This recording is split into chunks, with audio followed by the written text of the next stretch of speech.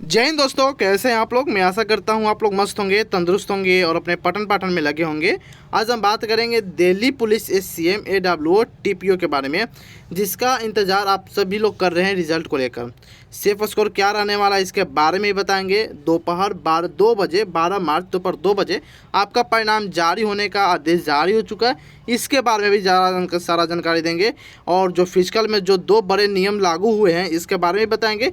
यानी कि ओवरऑल इससे जुड़ी जितना भी डाउट है आपको इस वीडियो में हम क्लियर करने वाले हैं, तो वीडियो को शुरू से अंत तक जरूर देखेगा और स्टेप बाय स्टेप समझने की कोशिश कीजिएगा। कोई भी अगर स्टेप समझ में ना आए तो कमेंट सेक्शन खुला है, वहाँ पर आप विद इन सेकेंड पूछ सकते हैं। आपका जवाब विद इन सेकेंड आपको प्रोवाइड कराया जाएगा। चलिए सबसे पहले बात करेंगे एससीएम के लिए कुल फॉर्म को लेकर। तो इसमें एससीएम के लिए टोटल लगभग 9,40,689 के करीब में टोटल फॉर्म भरे गए थे।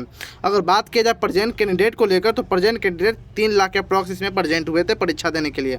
बाकी जितने भी 6 लाख के करीब में सारा स्टूडेंट अब्सेंट हुए। एससीएम के कुल पद की बात करेंगे तो पहले कुछ ज़्यादा थी, लेकिन अब कुछ कम कर दी गई है।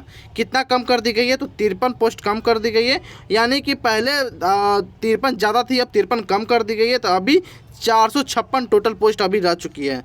देखिए एसएससी ने ऐसा क्यों किया, ऐसा अभी किसी को मालूम नहीं है। कोई भी ऑफिशियल नोटिस इसके बारे में नहीं निकाला है। पुरुष को 341 से घटाकर 306 पर कर दिए गए हैं और महिला उम्मीदवार का पोस्ट 168 से घटाकर 150 पर कर दी गई है। यानी कि महिला के 18 पद और पुरुष के लिए 35 पद घटाए गए हैं दिल्ली पुलिस एससीएम में। चलिए बात करते हैं महिला उम्मीदवार के लिए कुल कितने कैटेगरी पद रह गए हैं। इसके बारे में यूआर में 71 और ओबीसी में 33, एससी में 22, ईडब्ल्यूएस में 15 और एसटी में टोटल 10 पोस्ट रह गए हैं। पहले कुछ ज़्यादा थी लेकिन अब काफ़ी कम कर दी गई है। ठीक है, आगे बात करते हैं पुरुष उम्मीदवार के लिए जो 306 पदों पर थी। अब कैटेगरी वाइज क्या अब इनकी पद रह गई है, जैसे कि यूआर में 149, ओबीसी में 68, एससी में 40, ईडब्ल्यूएस में 30 और एसटी की बात किया जाए तो 19 पद ही अब रह गई है। पहले ज़्यादा थे लेकिन अब बहुत से जो एसएससी है बहुत नौकरी खा गई है। जैसे कि एससीएम में बात करें तो 18 नौकरी खा गई है और पुरुष के लिए 35 नौकरी, यानी कि टोटल 53 नौकरी है जो एसएससी ने खा गई। 53 बच्चों का ज़िंदगी बर्बाद हो गया सिर्फ एससीएम में। अभी AWO में तो जाना बाकी है, उसके बारे में बात करेंगे, टेंशन नहीं लेना है।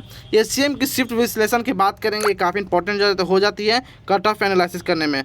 बहुत से बच्चे नहीं जानते हैं कौन सा शिफ्ट हार्ड था, कौन सा शिफ्ट कठिन था, कौन सा शिफ्ट ईजी था, कौन सा मॉडरेट था, तो उनके लिए काफ़ी इंपॉर्टेंट हो जाती है।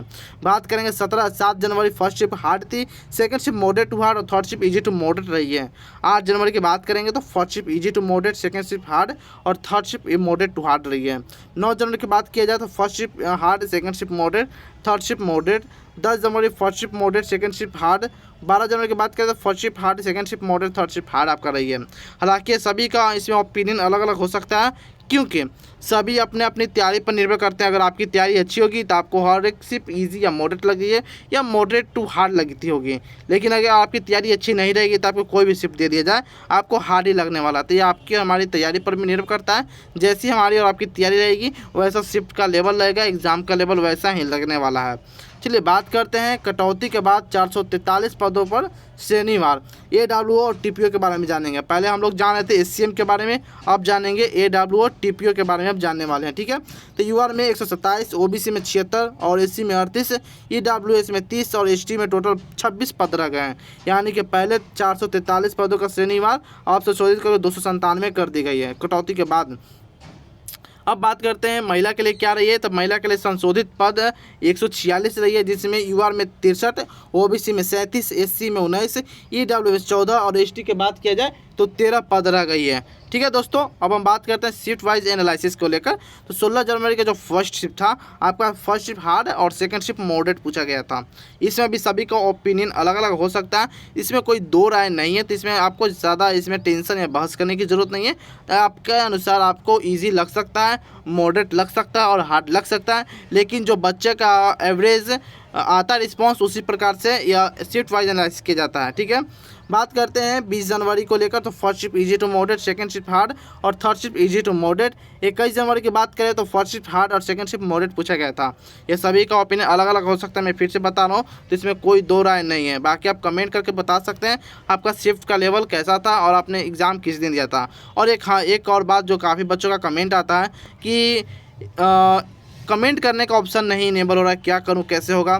देखिए कमेंट करने का ऑप्शन इधर से इनेबल है, लेकिन यूट्यूब का नया फीचर के कारण आपको हाइप कर कमेंट करना पड़ेगा। अगर आप हाइप करके कमेंट करते हो तो आपका तुरंत कमेंट इनेबल आप में हो जाएगा, आप वहां से कमेंट कर सकते हो, जो भी पूछना है विदिन सेकंड पूछ सकते हो। लेकिन सबसे पहले आपको हाइप बटन दबाना पड़ेगा। अगर हाइप बटन नहीं दबाओगे तो आपका कमेंट इनेबल आप में नहीं होगा, तो आपको पहले हाइप बटन दबाना पड़ेगा। ठीक है, बात करते हैं परीक्षा पैटर्न और सिलेबस को लेकर। तो गणित 25 प्रश्न पूछे गए थे, रीजनिंग 20 प्रश्न पूछे गए थे, सामान्य ज्ञान 25 प्रश्न, और जीके और सीए की बात किया तो 20 प्रश्न, कंप्यूटर से 10 प्रश्न।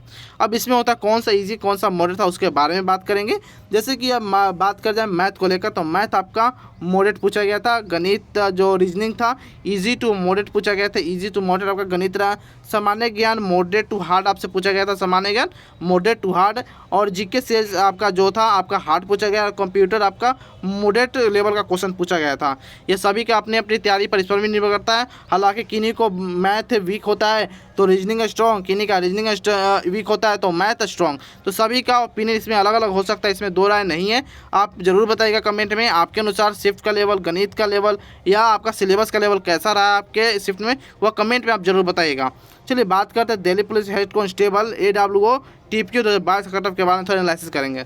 सबसे पहले बात करेंगे यूआर में, तो यूआर में मेल के लिए 71, ओबीसी में 66, एससी में 62, एसटी में 55, ईडब्ल्यूएस में 66, OH में 38 के करीब में गई थी। और फीमेल कैंडिडेट की बात करेंगे तो 60 गई थी यूआर में, और ओबीसी में 53, और एससी में 48, एसटी में 37, ईडब्ल्यूएस 51, OH में 30 के करीब में गई थी। और मेल एक्स सर्विसमैन की बात करेंगे तो यूआर में 35, ओबीसी में 37, एससी में 30, एसटी में 30, और ईडब्ल्यूएस के में करीब 30 के करीब में कट ऑफ गई थी 2022 की मैं बात कर रहा हूँ। इस बार क्या जाने वाली है मैं आपको अभी बताने वाला हूँ। तो सबसे पहले मैं आपको बता दूँ ये प्रीवियस ईयर कट ऑफ रहा है, तो इसी के ट्रेंड में इस साल का भी कट ऑफ होने वाला है, तो ज़्यादा फर्क नहीं देखने को मिलेगा, 2-3 नंबर प्लस माइनस आपको देखने को मिलेगा मेरे बताए हुए कट ऑफ से। तो एक्सेप्टेड कट ऑफ इस बार का इसी प्रकार रहने वाला है। जैसे कि युवा की बात करें तो 64 से 68 पुरुष के लिए, महिला के लिए 60 से 62, ओबीसी में पुरुष बात करें तो 62 से 64 और महिला 58 से 60, और ईडब्ल्यूएस से बात किया जाए पुरुष के लिए तो 58 से 61, महिला 56 से 58, एससी की बात करें तो पुरुष 55 से 56, महिला 52 से 54, एसटी में पुरुष 51 से 54, महिला की बात किया जाए तो 50 से 52 के अप्रॉक्स में कट ऑफ रहने वाला है। हार्डशिप में 6 से 10 नंबर, और बात किया जाए अगर मॉडरेटशिप में तो 4 से 5 नंबर बढ़ने की आशंका है, इसलिए अगर 4-5 नंबर कम भी है, मैं बात कर रहा हूँ रुआ स्कोर को, तो इतना ज़्यादा लेकर ना जाए, क्योंकि बहुत से बच्चे बोलते हैं कि इतना कम नहीं जाएगा। तो मैं आपको बता दूँ दोस्तों, एक रो कटअप में बता रहा हूँ, रुआ स्कोर बता रहा हूँ, तो इसमें 4-5 नंबर बढ़ने की आशंका है नॉर्मलाइजेशन के बाद। अगर तो 3 नंबर कम भी है तो टेंशन नहीं लेना है, उसके बाद आपका सारा नॉर्मलाइज होकर कटअप में आपका मेल आ जाएगा, तो आपका सिलेक्शन होने का पूरी चांस बनता है। अगर इतना नंबर बन रहा है फिर भी अगर आप फिजिकल की तैयारी नहीं कर रहे हो तो इसमें सिर्फ अपना नुकसान कर रहे हो, किसी और का नुकसान नहीं कर रहे हो, तो आप ध्यान रखिएगा। अगर इतना नंबर बन रहा है तो आप अभी ग्राउंड में जाइए, दौड़ना स्टार्ट कर दे, फिजिकल की तैयारी करना स्टार्ट कर दे, क्योंकि मार्च एंड तक आपको रिजल्ट देखने को मिल जाएगा, या 12 मार्च को तो कन्फर्म है। अगर 12 मार्च को नहीं आया, किसी कारणवश 12 मार्च को रिजल्ट नहीं आया, तो आपको कन्फर्म है कि इस मार्च को अंतिम सप्ताह में आपको देखने को मिल जाएगा। बाकी और भी इन्फॉर्मेटिव वीडियो के लिए आप हमारे चैनल को सब्सक्राइब कर सकते हो, बेल आइकन दबा सकते हो, क्योंकि दिल्ली पुलिस से सीएम से जुड़ी कोई भी अगर इन्फॉर्मेशन आती है, रिजल्ट के रिगार्डिंग कोई भी नोटिस निकलती है, तो सबसे पहले आपको इसी चैनल पर देखने को मिलेगी। तो फिर मिलते हैं कोई और अंदर इन्फॉर्मेटिव वीडियो में, तब तक के लिए जय हिंद जय भारत दोस्तों।